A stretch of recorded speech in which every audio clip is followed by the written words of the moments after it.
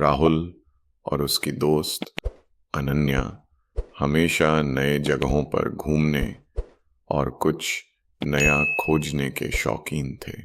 एक दिन उन्होंने एक पुरानी किताब में एक अज्ञात गांव के बारे में पढ़ा जिसका नाम था काले दर्रा। किताब में लिखा था कि यह गांव वर्षों पहले किसी अजीबोगरीब कारण से लापता हो गया था और वहां जाने वाले लोग कभी वापस नहीं आए। पर राहुल और अनन्या को लगा कि यह एक अफवाह मात्र है और दोनों ने इस गांव का पता लगाने का निश्चय किया। दोनों ने गांव के निकट पहुंचने के लिए एक जीपीएस का सहारा लिया, लेकिन रास्ते में जीपीएस बंद हो गया और चारों ओर एक घना धुंध छा गया। जैसे ही वे गांव के करीब पहुंचे, उन्हें अजीब सी खामोशी महसूस हुई। घरों में कोई रोशनी नहीं थी। सड़कों पर सूखा पत्तों का ढेर और एक सन्नाटा पसरा था। अचानक गांव में एक पुराने पेड़ के पास उन्हें एक बुजुर्ग ये दिखाई दिया। उसने उन दोनों को देखकर कहा, तुम्हें यहाँ नहीं आना चाहिए था। यहाँ हर कोई अपने अतीत के बोझ में फंसा है। राहुल और अनन्या कुछ समझ नहीं पाए और बुजुर्ग से गांव के बारे में पूछने लगे। बुजुर्ग ने उन्हें एक अजीब सी पहेली दी और कहा, इस गांव में हर किसी का असली चेहरा अलग है। जो सच्चाई का सामना करने से डरता है वही यहाँ फंस जाता है। बिना और कोई बात किए बुजुर्ग वहां से गायब हो गया। राहुल और अनन्या ने गांव में एक पुरानी हवेली देखी और उसके अंदर जाने का निश्चय किया। जैसे ही वे हवेली में घुसे,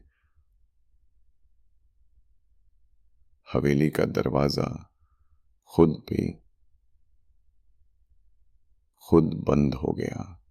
हवेली के अंदर हर जगह धूल जमी हुई थी और दीवारों पर अजीब सी आकृतियां बनी थीं। तभी अचानक दीवारों पर छाया के रूप में गांव के खोए हुए लोग दिखने लगे। उन्होंने राहुल और अनन्या को देखकर अजीब आवाज में कहा, यहाँ से भागो वरना तुम भी हमारे जैसे बन जाओगे। अब राहुल और अनन्या के चेहरे पर डर साफ झलक रहा था। वे भागने की कोशिश कर रहे थे, लेकिन हवेली के दरवाजे अचानक बंद हो गए। तभी उन्हें एक पुरानी किताब में लिखी पहेली याद आई। उन्होंने वह पहेली सुलझाने की कोशिश की जिसमें लिखा था, जो सच्चाई देख सके वही मुक्त हो सकता है। राहुल ने अनन्या से कहा कि शायद यह पहेली उनके अतीत के किसी सच से जुड़ी हो। उन्होंने अपने पिछले झूठों और गलतियों का सामना करना शुरू किया। तभी हवेली के दरवाजे खुल गए और वे गांव से बाहर निकलने में सफल रहे। जैसे ही वे बाहर निकले, उन्होंने पीछे मुड़कर देखा तो पूरा गांव और हवेली गायब हो चुकी थी, मानो कभी वहां था ही नहीं।